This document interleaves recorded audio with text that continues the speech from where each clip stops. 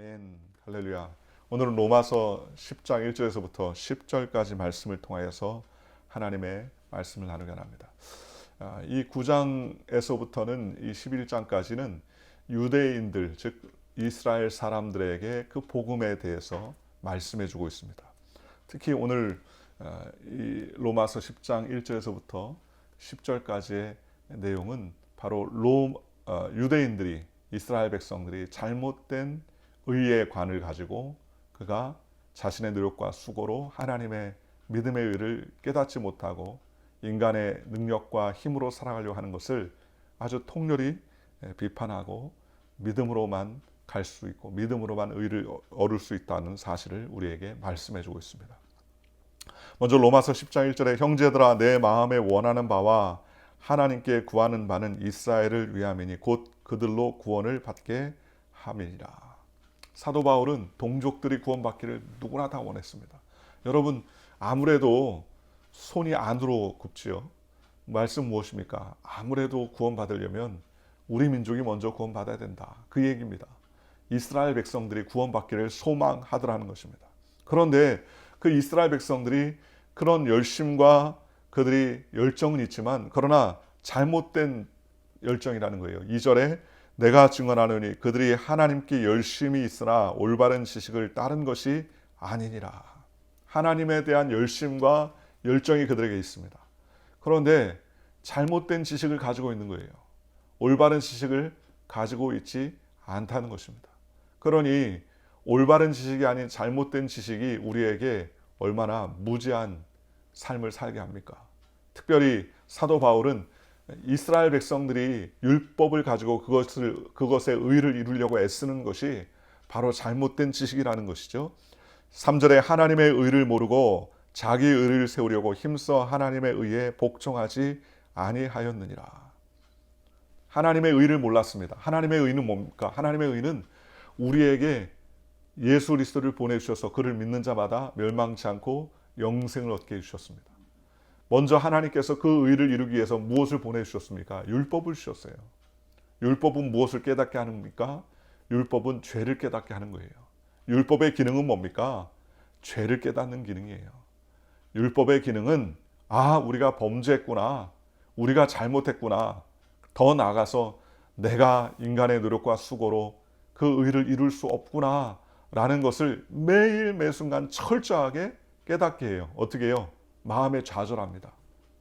그렇지 않습니까? 오라 나는 곤고한 사람이로다. 누가 이 사망의 몸에서 나를 건져낼 수 있으랴 하는 율법의 요구는 탄식을 가져다 주더라는 것입니다. 정죄를 가져다 주더라는 것입니다. 그러니 율법이 없으면 죄를 죄로 여기지 않았을 것 아닙니까? 그러니 율법은 우리에게 죄를 깨닫게 하고 우리의 노력과 수고로 의를 이룰 수 없다는 사실을 철저하게 깨닫게 합니다. 무엇을 보내주기 위해서요? 예수 그리스도의 의를 보내주기 위해서. 하나님께서 그 아들 예수 그리스도의 십자가의 구원의 길, 믿음으로만 갈 수 있는 길을 보여주기 위해서 먼저 율법을 통해서 우리의 의가 이룰 수 없다는 사실을 보여줬다는 것입니다. 그런데 이와 같이 하나님의 의는 예수 그리스도의 십자가를 통해서 우리에게 준비되어 있던 의인데도 불구하고 그들은 하나님의 의에 복종하지 않습니다. 지금도 이스라엘 백성들은요, 이스라엘 사람들은 하나님의 의에 복종하지 않습니다. 예수님을 구세주라 믿지 않죠. 4절에 그리스도는 모든 믿는 자에게 의를 이루기 위하여 율법의 마침이 되시니라. 예수님이 율법의 뭐예요? 마침이 되셨습니다. 완성자가 되셨습니다. 율법의 의를 이룰 수 있는 인간의 육체가 있습니까? 없어요. 인간의 육체와 노력으로는 율법의 요구를 이룰 수 없습니다. 율법의 요구로는요, 다 뭐가 돼야 됩니까? 사망입니다. 하나님의 의를 이룰 수 없으니 우리는 정죄받고 사망에 이르게 됩니다. 그러니 예수님이 우리를 대신해서 십자가에 달려 돌아가심으로 그 율법의 요구를 다 맞춰 놓으셨습니다. 완성해 놓으셨습니다. 그리고 사망하시고 3일 만에 부활하셨습니다. 부활하심으로 말미암아 하나님의 아들로 인정받으시고 십자가에서 부활하셔서 죽음에서 부활하셔서 하나님 우편에 올라가셨습니다. 율법의 요구를 다 이루어 놓으셨다는 겁니다. 그래서 율법에 뭐가 됐어요? 마침이 됐다는. 더 이상 율법의 요구를 이룰 필요가 없다는 겁니다. 율법의 정죄를 우리가 받을 필요 없다는 겁니다. 그래서 우리는 결코 정죄함이 없다. 정죄함이 없다는 말이 우리 마음속에 아유 나는 죄인이구나라는 정죄의식을 갖지 말라는 소리가 아니라 마지막 날의 심판날에 우리는 율법의 요구대로 우리는 죄를 유죄 판결을 받지 않는다는 것입니다. 왜요? 율법의 요구를 예수님께서 다 이루어 놓으셨기 때문에 가능하다는 것입니다. 그러니 얼마나 감사합니까? 예수님은 율법의 완성이요 율법의 마침이 되셔서 우리에게 한 의를 보여주셨다는 것입니다. 5절에 모세가 기록하되 율법으로 말미암는 의를 행하는 사람은 그 의로 살리라 하였거니와 믿음으로 말미암는 의는 이같이 말하되 내 마음에 누가 하늘에 올라가겠느냐 하지 말라 하니 올라가겠다 함은 그리스도를 모셔내리려는 것이랴. 레위기 18장에 있는 말씀을 인용한 내용이죠. 그래서 모세가 말씀했습니다. 기록하되 율법으로 말미암는 의를 행하는 사람은 그 의로 살리라. 그죠? 율법의 요구대로 살아야겠다 하면 어떻게 합니까? 율법의 목을 완벽하게 다 이루어 놓아야 된다는 겁니다. 100가지, 1000가지의 율법의 요구, 10,000가지의 율법의 요구를 갖다가 원하는데 그 율법의 요구를 단 하나라도 틀리지 않게 다 지켜야 되는 거예요. 태어났을 때부터 죽을 때까지 율법의 요구를 다 완성시켜야 되는 겁니다. 한 번도 지으면 안 됩니다.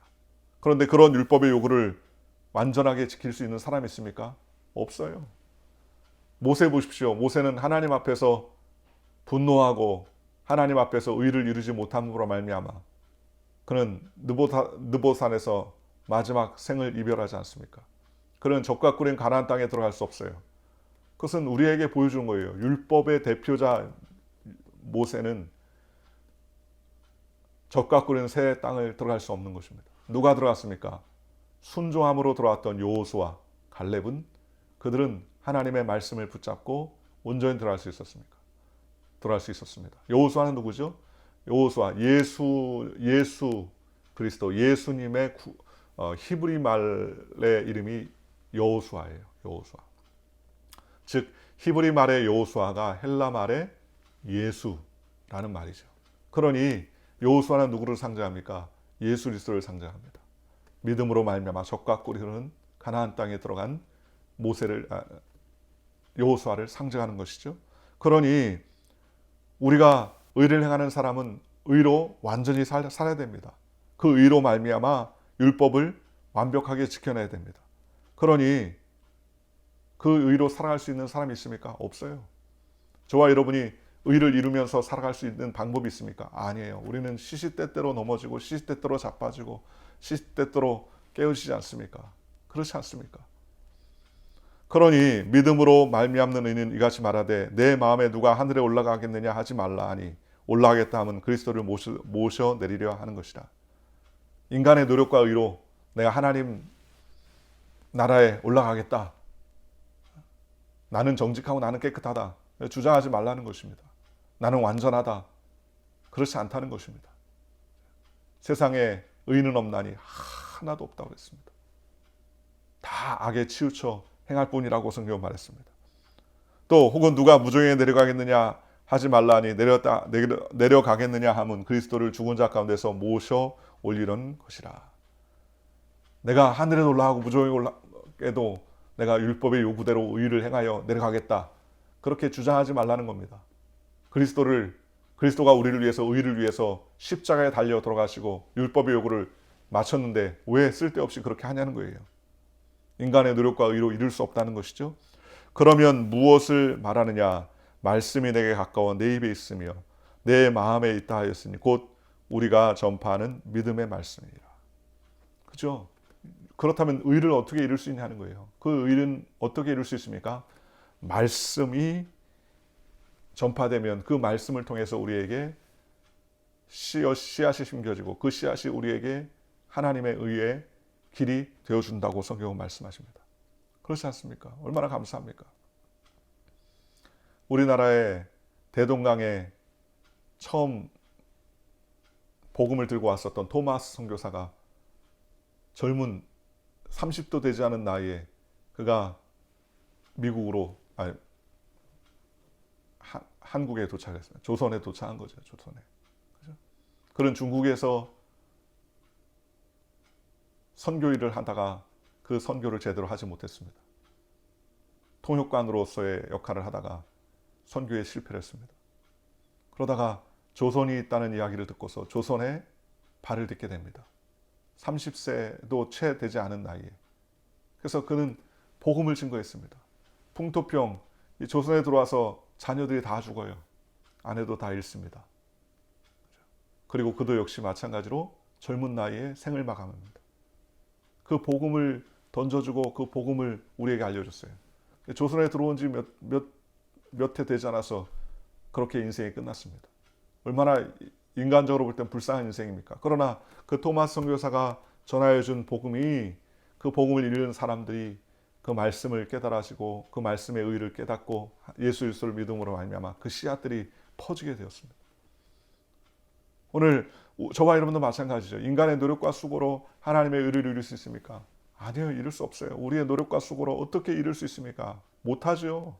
할 수 없습니다. 그 의를 이뤄낼 수 없습니다. 그렇지 않습니까? 새벽 예배를 꼭꼭 지켜야만이 산다.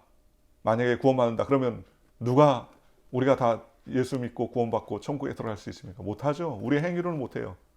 그러나 이제는 새벽 예배나 우리가 말씀을 듣고 묵상하고 성경 공부하고 예배드리는 이 모든 행위는 뭐예요? 주님이 우리를 사랑하시고 주님이 우리를 위해서 몸짓고 빌리시고 주님께서 우리에게 구원의 길을 열어놓으신 그 놀라우신 은혜를 생각하며 더 주님께로 가까이 나가겠다는 자발적인 의지와 또 감사함으로 나가는 것이기 때문에 우리에게 소망이 생기는 거 아니겠습니까? 오늘 새벽 예배 오늘부터 참석 안 하면 죽는다. 가만두지 않는다.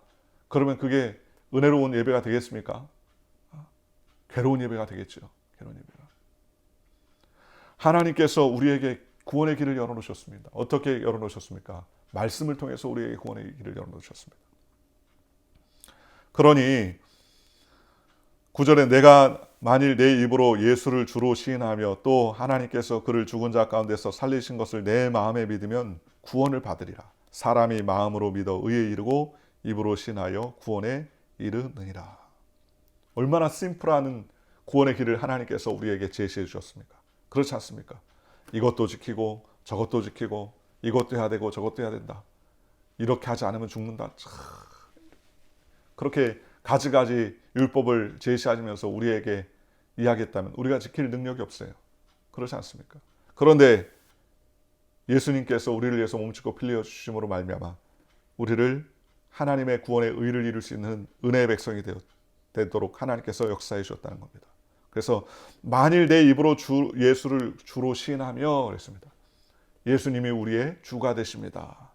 또 하나님께서 그를 죽은 자 가운데서 살리신 것을 내 마음에 믿으면 어떻게 된다? 구원을 받는다는 거예요.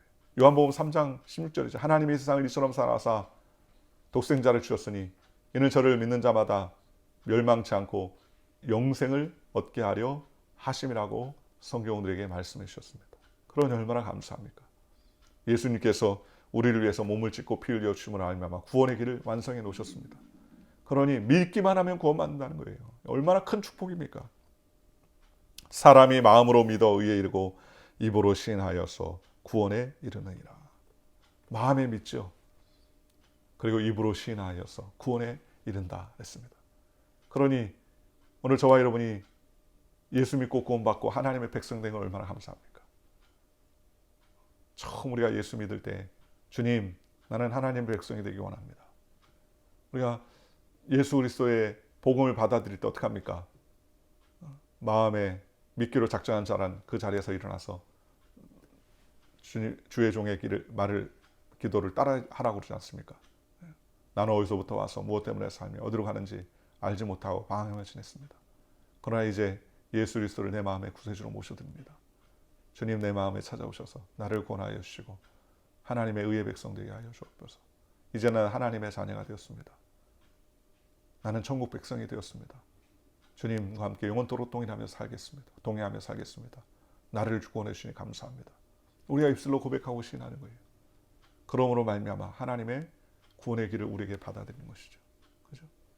그리고 나서 이제는 이 세상에서 우리가 달려가는 일은 하나님의 은혜 가운데 살아가는 길이 되더라는 것입니다. 그러니 얼마나 감사합니까? 오늘 저와 여러분이 우리의 인간의 노력과 수고로 구원의 길을 열어놓은 것이 아닙니다. 예수님께서 우리를 위해서 몸짓고 피 흘려서 구원의 길을 열어놓으셨죠. 누구든지 믿기만 하면 하나님의 은혜를 받을 수 있도록 주님께서 길을 열어놓으셨습니다.